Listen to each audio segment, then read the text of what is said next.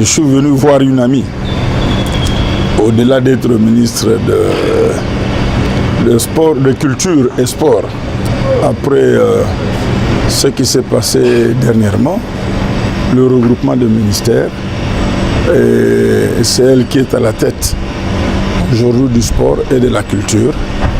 Donc je suis d'abord venu saluer et présenter mes félicitations à une grande amie de longue date, connaissance, et ensuite au ministre.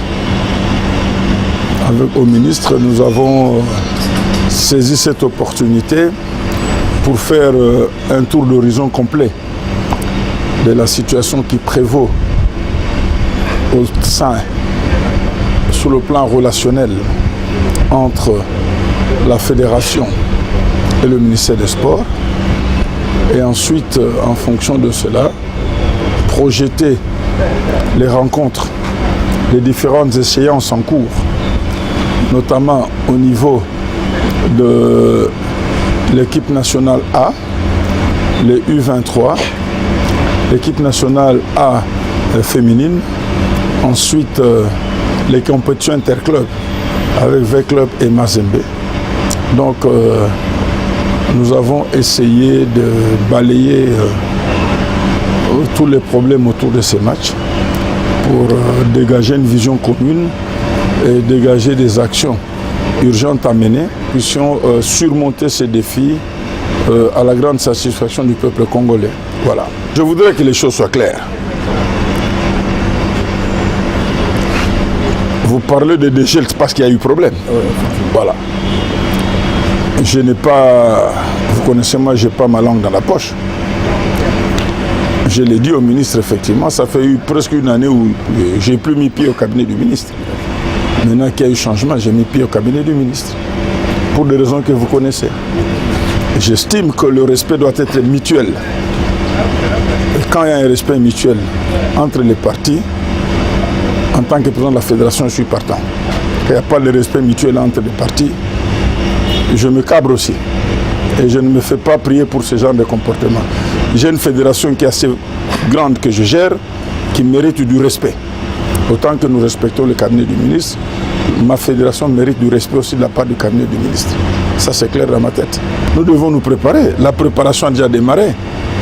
Nous devons mobiliser. Nous devons sensibiliser le gouvernement autour de ces échéances. C'est ce que nous continuons à faire. Nous avons fait le tour d'horizon sur l'évolution des dossiers.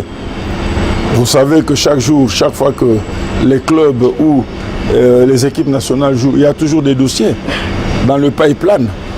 Nous avons essayé de faire un effort pour quitter le mode d'urgence et aller en mode de gestion prévisionnelle. Donc, c'est un peu tout cela. Mais je pense que le timing est assez court et nous permettre ensemble d'avoir une vision canalisée, commune, pour pouvoir satisfaire aux desiderata liés à ces matchs. Ce sont des matchs difficiles, mais pour l'équipe A, c'est un match couperé. Nous avons l'obligation de gagner ce match. Pas de faire match nul parce qu'un match nul va nous éliminer. Nous avons l'obligation de gagner ce match et ce à quoi nous allons nous atteler. Nous avons la conviction que ce match, nous le gagnerons. Mais la seule conviction ne suffit pas.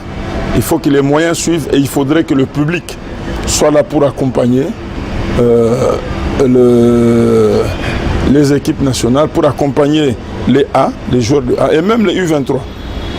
Les accompagner pour que nous puissions matérialiser cette victoire sur le terrain.